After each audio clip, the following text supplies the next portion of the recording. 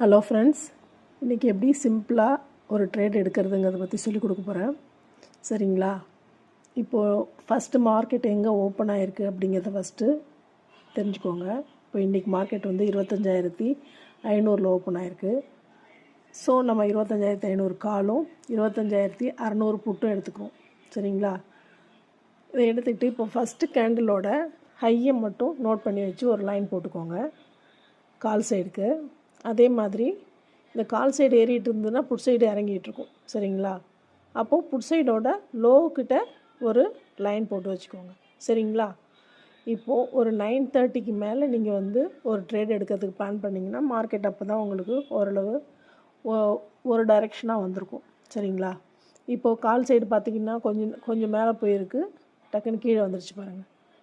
கீழே வந்திருக்கும்போது நீங்கள் என்ன பண்ணணுன்னா புட் சைடு போயிட வேண்டியதுதான்.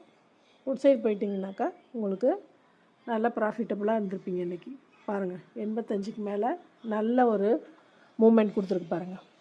அதுவும் உங்களுக்கு கொஞ்சம் நேரம் கழித்து எடுத்திங்கனாக்கா நல்லா ஓப்பன் ரேஞ்சை வந்து அதுக்கப்புறம் தான் கிராஸ் பண்ணிச்சு. 10 o'clock தான் இன்றைக்கி கிராஸ் பண்ணிச்சு. கிராஸ் பண்ணதுக்கப்புறம் ஒரு 30 பாயிண்ட்ஸ் கிட்டத்தட்ட உங்களுக்கு ப்ராஃபிட் கிடச்சிருக்கும். தேங்க்யூ ஃப்ரெண்ட்ஸ், செக் பண்ணி பாருங்கள்.